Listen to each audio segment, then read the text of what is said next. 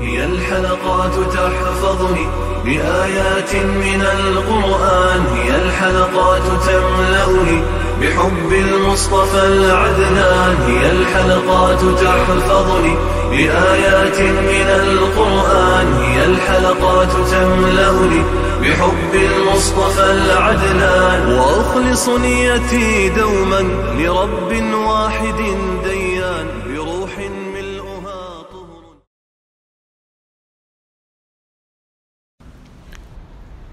Sure Al-Anfal tefsiriden 11. ayetten başlayıp okuyumuz inşallah. Bismillah, elhamdülillah ve salatu ve selamu ala Resulillah ve ala alihi ve sahbihi ve sellem. Esselamu aleyküm ve rahmetullahi ve berekatuhu. Tövende dektanlağa İbn Kesir rahimahullah'ın Kur'an-ı Kerim tefsiri Uygurca tercümesi Enfal suresinin 11. ayetinden başlayıp okuyumuz inşallah. Ma'da'udu billahi mineşşeytanirracim. Öz vaxtida Allah tinchlandirish yüzüden sizlarga uyqu bag'ishladi. Tahorat elib, g'usl qilib, pok bo'lishinglar uchun sizlardan shaytonning vasvasasini ketkizish uchun Allohning yordamiga ishonch qilib, ko'nglinglarning to'q turishi uchun, qadiminglarning qumg'ib etib ketmay, mazmut turish uchun Allah sizlarga bulutdan yomg'ir yog'dirib berdi. Öz vaqtida Rabbing farishtalarga men sizlar bilan billa mu'minlarni urush maydonida sabatlik qilinglar, kofirlarning dillariga qo'rqinch solaman deb vahiy qildi. Qilich bilan kofirlarning gadanlariga chepinglar, ya'ni boshlarini kesinglar. Ularning barmoqlariga, hamma a'zosiga chepinglar. Bu shuning uchunki ular Allohga va uning payg'ambariga qarshilik qildi. Kimiki Allohga va uning payg'ambariga qarshilik qiladi ekan, Allah uni qattiq jazolaydi. Ey kofirlar jamiyasi, bu dunyoda mushundoq jazoni tetinglar. Kofirlar oxiratda do'zax azobiga duchor bo'ladi.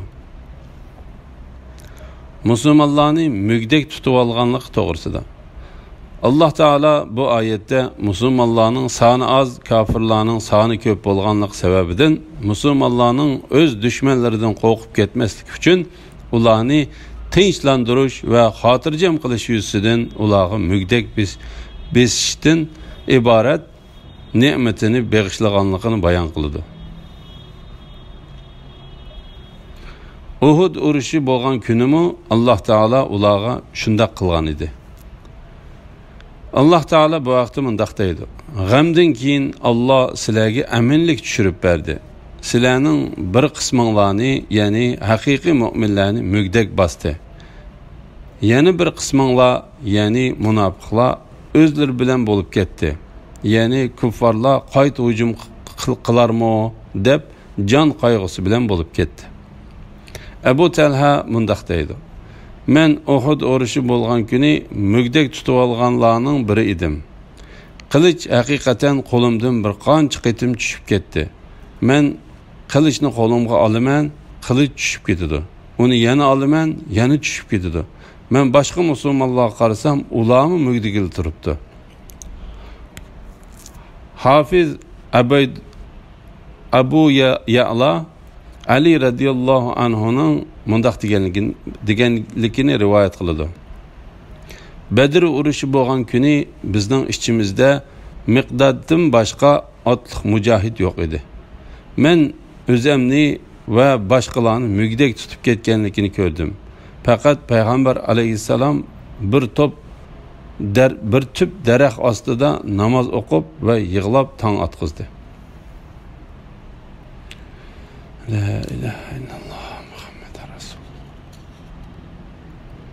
Abdullah ibn Mas'ud radiyallohu anhudan rivoyat qilindiki, u mundaq deydi: "Urush vaqtida tutgan mugdak Alloh tarafidan kelgan xotirjamlikdir.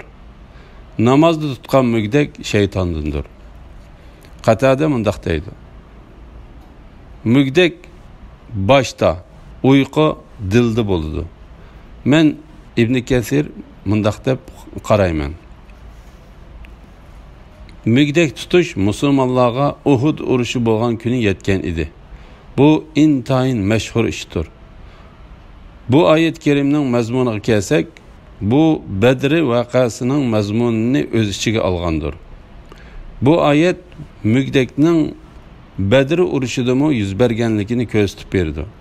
Buningdan shuni tushunib olishga bo'ladiki, mu'minlarning dillarining orom tepishi, Allah'ның yardım bilen xotirjam bo'lish uchun ularni qattiq qiyin ahvolda mugdek tutadiganligidan derak berdi. Mana bu Alloh taolaning mu'minlarga bag'ishlagan marhamati va ne'matidir.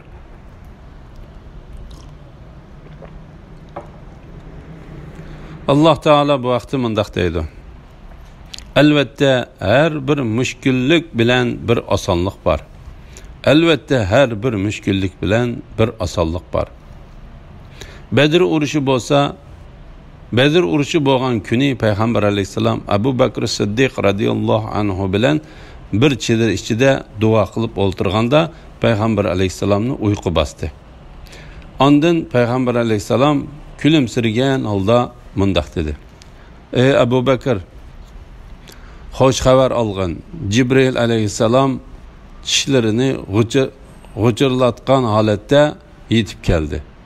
Ondan Payg'ambar alayhisalom Alloh taolaning mushriklar to'pi mag'lub qilindi, orqaga qarab qochadi degan oyatini o'qigach, chedirning ishigidan chiqdi. Badr kechasi yomg'ir yoqqanligi to'g'risida. Alloh sizlarga bulutdan yomg'ir yog'dirib berdi. Ali ibn Abu Talha ibn Abbas radhiyallohu anhumaning mundaq deganligini rivoyat qiladi. Payg'ambar alayhisalom boshchiligidagi musulmonlar urushga yurish qilib Badrga berib tushdi. Ular bilan Subayyaning orasida bir qum devisi bor edi. Musulmonlar qattiq holsizlangan edi. Şeytan ularning dillariga fitna silib, sizlar biz Allah Taala'nın dostları, bizning aramızda Allah Taala'nın payg'ambari bor deysizlar. Lekin mushriklar sizlardan ustun kelib suvni egallab oldi. Sizlar endi junub holatda namoz o'qimsizlar deb ularning orasida vasvasa paydo qildi. Shuning bilan Alloh Taala ularga qattiq yomg'ir yog'dirib berdi. Musulmonlar yomg'ir suyidan ichdi va tahorat oldi. Allah Teala musulmonlardan şeytanның vesvesini ketkizib etdi. Yağmur yağdırış arqılıq qumluqda menişni qolaylaştırıb berdi. Ademler ve at ulaqlar qumluq ustida bemalol menib düşman tarafga qarab yurib ketdi. Allah Teala Peygamberi Muhammed aleyhisselamga ve müminlerge 1000 farishta bilan yordam berdi. Jibril aleyhisselamning boshchiligida 500 qalqonliq farishta bor edi. İmam Ahmed İshaq ibn Yasar'dan Urva ibn Zubayr'ning mundaq deganligini rivoyat qildi. Allah Teala osmondan yağmur yağdırib berdi. Jilg'idagi to'pchanglar besilib ketdi. Payg'ambar alayhisalom va uning sahobalari uchun yer yuzi suv sepilgandek bo'lib, menish qulaylashdi. Qurayshlarning yo'li qattiq bo'lib, yağmur yig'ib, teyilg'aq bo'lib ketganlikdan menishga qodir bo'lolmay qoldi. Mujahid mundaq deydi: Allah Teala musulmonlarni uyqu besishdan ilgari ularga yağmur yağdırib berib, yağmur orqali to'pchanglarni besiqtirdi. Yo'llar suv chechilgandek ravonlashib ketdi. Ularning ko'ngillari xotirjam bo'lib, qadamlari tetiklashdi. Tahorat ilib, g'usl qilib, pak bo'lishinglar uchun, ya'ni cho'ng kichik tahorat qilganda tahorat ilishinglar uchun, sizlardan shaytonning vasvasasini ketkizish uchun, ya'ni ko'ngilga kelgan nachar o'y fikrlardan, vasvasalardan poklanish uchun yağmur yağdırib berdi. Allah Teala cennet ahli haqida mundaq degan: ularning uchisida yupqa ipak va qilin ipakdan tayyorlangan yeşil kiyimlar bo'ladi. Ular kumush uzuklarni taqaydi. Mana bu cennet ahlining tashqi zibu zinnatidir. Rabbi ularni pak sharob bilan sug'urdi. Ya'ni xiyonet yoki hasad va yoki dushmanlashishdan pakdir. Mana bu ularning ishchi jihatdagi zibu zinnatidir. Mana bu ularning ishki jihatdagi zibu zinnatidir va pokliqdir. Allah'ның yardımıga ishonch qilib, ko'nglinglarning to'q turishi uchun, ya'ni savrchan bo'lish va dushmanlarga qilich urishga tayyor turish uchun bu ma'naviy botirlikdir. Qadiminglarning qumga petib ketmay, mazmut turish uchun bu tashqi ko'rinishdagi botirlikdir. Allah Teala'nın periştilerini, müminlerinin dillerini çidamlık kılışqa ve ularning sepide turup can kılışqa buyuruşu doğrusida. Öz vaxtida Rabbim periştilerge, men sizlar bilen billa müminlerini uruş meydanida sabatlık kılınlar. Mana bu müminlerge ata kılıngan yoşurun nimettir.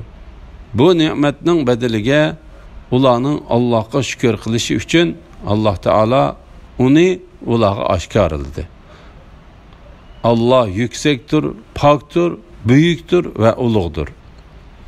Allah payg'ambariga, diniga ve mu'minlardan iborat jamoasiga yordam berish uchun tushirilgan farishtalarga iymon etgan mu'minlarni urush maydonida chidamliq qilinglar. Kafirlarning dillariga qo'rqinch solaman deb vahiy qildi.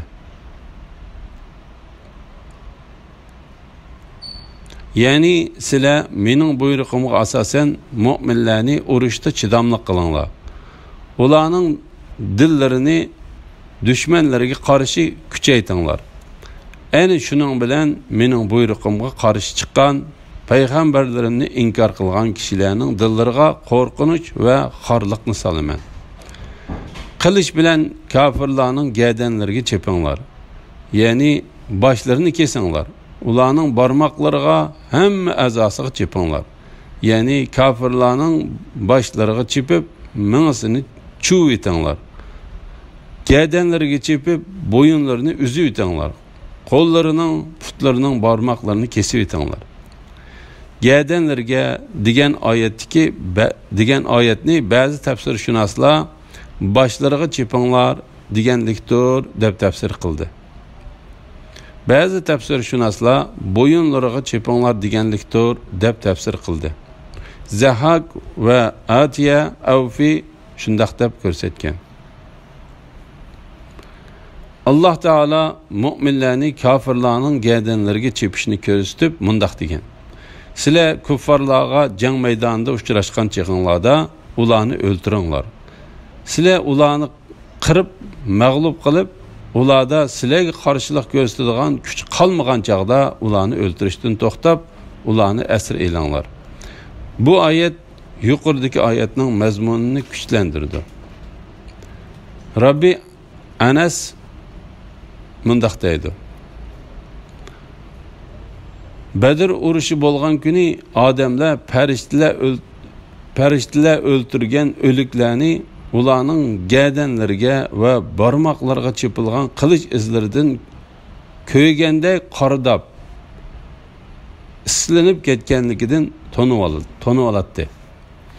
Ularning barmoqlariga hamma a'zosiga chepinglar. Ibn Jarir bu oyatni mundaq tafsir qildi: ey mu'minlar, düşmanlarının her bir a'zosiga, qo'llarining va putlarining barmoqlariga chepinglar.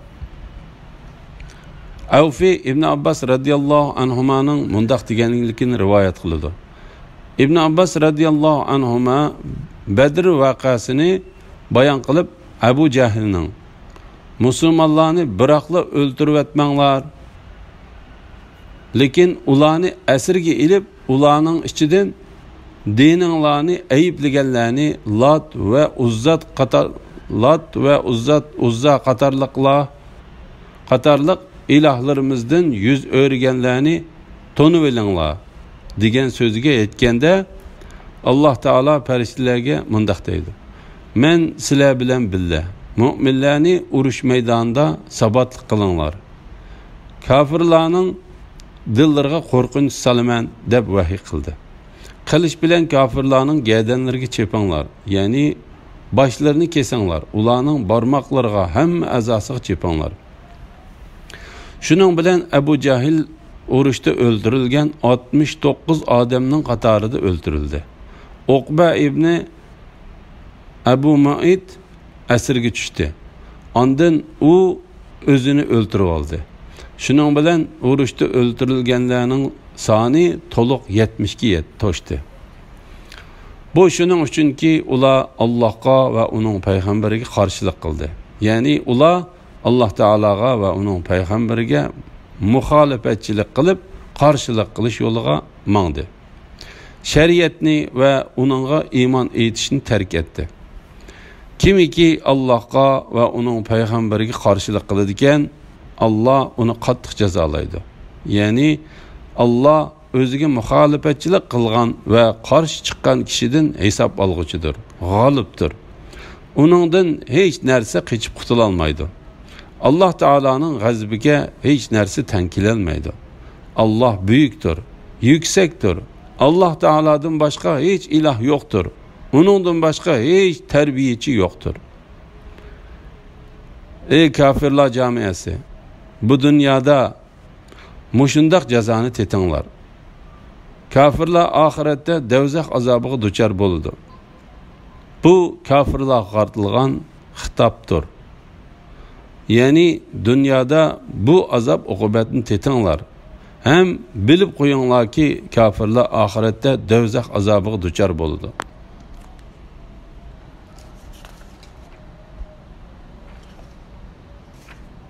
Ey mu'minlar, kafirlarning hujumiga duch kelgan chig'inglarda ularga orqanglarni qilmanglar, ya'ni qochmanglar. Kimiki qayta urushish yoki yordam tilash uchun musulmonlar jamiyasiga qo'shilish maqsadida bir tarafga yo'tkilish qilmaslik, balki dushmanga orqasini qiladigan, ya'ni qochadigan, u haqiqatan Allohning g'azabiga uchraydi. Uning joyi do'zax bo'ldi. Do'zax nima degan yomon joy? Urush kuni orqaga qochishdan to'sish va uning jazosini bayon qilish to'g'risida. Alloh taolo urushdan qochganlarni do'zaxdan ogohlantirib mundaq deydi: ey mu'minlar, kafirlarning hujumiga duch kelgan chig'inglarda, ya'ni kafirlarga yaqinlashgan chig'inglarda ularga orqanglarni qilmanglar, ya'ni qochmanglar, ya'ni sabtashlaringlarni tashlab qochmanglar. Kimiki qayta urushish yoki yordam tilash uchun musulmonlar jamiyasiga qo'shilish maqsadida bir tarafga yo'tkilish qilmasdan, balki dushmanga orqasini qiladigan, ya'ni qochadigan, u haqiqatan Allohning g'azabiga uchraydi. Dushmaniga hiyla ishlatib, uningdan qo'rqqanda ko'rinish uchun oldida qochib, dushmanni agashtirib, ma'lum joyga borganda orqaga yinib uni o'ldirsa, bu niyatda qochgan kishiga hech gunoh bo'lmaydi. Said ibn Jubayr va Suddi shundaq deb ko'rsatgan. Zahak mundaq deydi: kimiki dushmanining bexutlashganligini bilish uchun sabtashlaridan ayrilib ilgirlisa va ularning ahvolidan xabar ola olsa yoki yordam tilash uchun musulmonlar jamiyasiga qo'shilib ularga yordam bersa va ulardan yordam tilasa, uningga durustdir. Agar u kichik qo'shinda bo'lib yuqori darajalik boshliqning yeniga qaytsimi durustdir. Bosh qo'mondonning qishiga qaytishmi bu ruxsatning ichiga kirdi.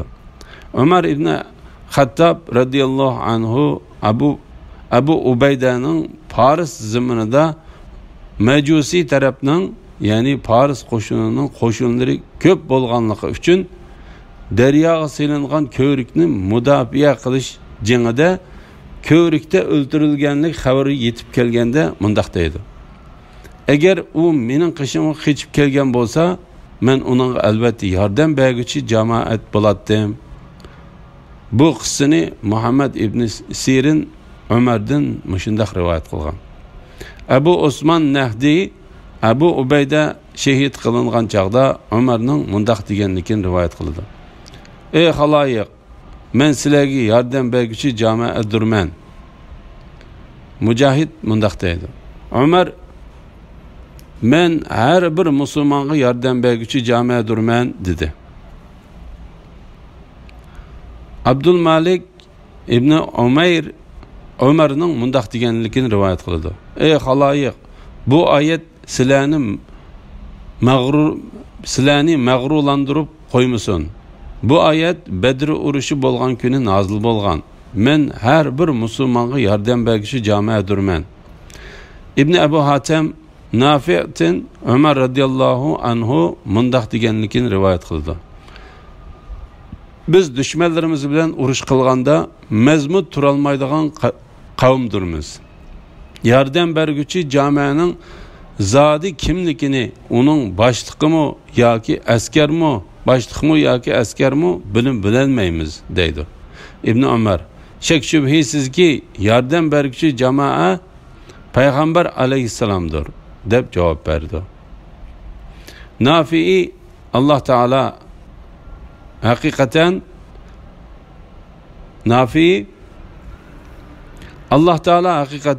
ey mu'minlar, kafirlarning hujumiga duch kelgan chig'inglarda dedi deydi. Ibn Umar: bu oyat uningdan ilgirmi emas va keyinmi emas, dal Badr urushi bo'lgan kun nozil bo'lgan deydi. Zahak Alloh taolaning yordam tilash uchun musulmonlar jamoasiga qo'shilish maqsadida degan oyat haqida mundaq deydi: bu oyat payg'ambar alayhissalomga va uning sahobalari tarafga qochgan kishini ko'rsatdi. Shundaqla bugungi kunda boshliqi va sabdoshlari tarafga qochgan kishini ko'rsatdi. Ammo urushdan qochish mazkur sabablardan biror sabab uchun bo'lmasa haromdir va cho'ng gunohlardan sanaladi. Bu vaqtda Imom Buxoriy va Muslim Abu Hurayra radhiyallohu anhudan payg'ambar alayhissalomning mundaq deganligini rivoyat qiladi: odamni halok qiluvchi 7 turlik ishdan saqlaninglar. Sahobalar: ey Allohning payg'ambari, ular qaysilar deganda payg'ambar alayhissalom: Alloh taologa shirik keltirish, sehrgarlik qilish, Alloh o'ltirishni harom qilgan jonni nahaq o'ltirish, jazonini yeyish, yetimning milini yeyish, urush maydonidan qochish va iffetlik va pok mu'min ayollarga tuhmat chaplash qatorliqlardir dedi. Shunga Alloh taolo mundaq deydi: u haqiqatan Allohning g'azabiga uchraydi. Ya'ni qiyomat kuni uning joyi davzax bo'ladi. Davzax nima degan yomon joy. Alhamdulillah, Alloh shukrlar bo'lsin. Yuqorida Sura Al-Anfal tafsiridan 16-oyatgacha angladinglar. Oxirini keyin qitimliq o'qishimizda davomlashtiramiz inshaalloh. Va sallallohu ala Muhammad va ala alihi va sahbihi ajma'in. Assalomu alaykum va rahmatullohi va barakatuh.